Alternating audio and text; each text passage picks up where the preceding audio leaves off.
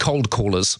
You must hate them. From the feedback we got when I talked about this yesterday, I know you do. They always seem to ring at the worst time. When you're sitting down for a meal, when your favourite TV show's on, or just when you simply don't want to talk to anyone.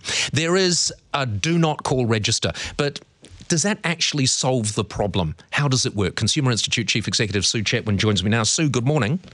Good morning. Of all your complaints, and there must be many to the Consumers Institute, how many of them would be about unsolicited calls?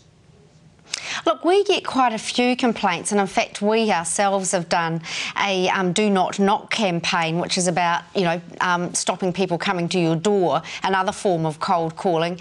And certainly through that campaign we've had a lot of requests for us to take it further and extend it to people telephoning you. Quite frankly, Sue, it is just an invasion, and I can't think of, and I get a lot of these calls, some days worse than others, but I can't think of one thing I've even been vaguely interested in, and if I was, I wouldn't buy it from a cold caller.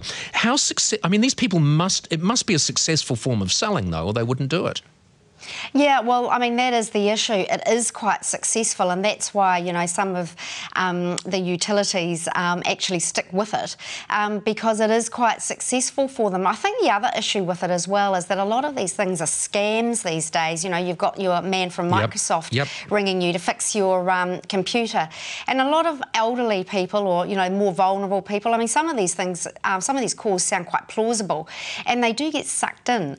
There's that issue as well, that a lot of the stuff is actually just plain scams. Yeah, all right. And that computer one, I think it's died off a bit at the moment, but I've had 3 people phone me to tell me, am I on my computer, because they've noticed a difficulty with it. In the end, I haven't got time to go into the long conversation I ended up having with him, but he hung up on me.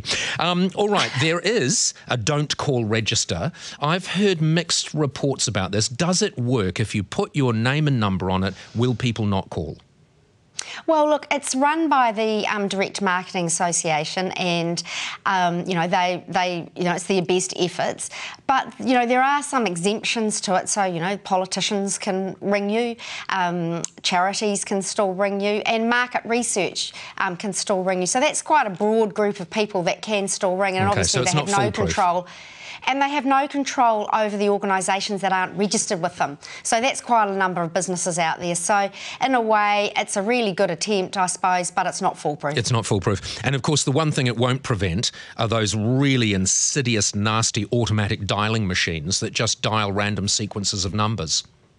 That's right, and you can almost tell when you're getting those calls, your numbers just come up, and in fact it might ring 2 or 3 times in one night.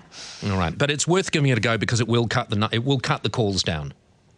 Oh, look, I think it's better than doing nothing, and certainly is a good attempt by that organisation, but I suppose it's got limited application in many respects. All right, brilliant. Sue, always good talking to you. Thank you. Sue Chetwin, Consumers Institute Chief.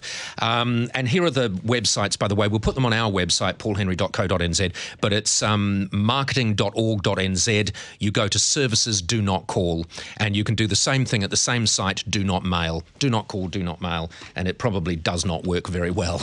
12 and a half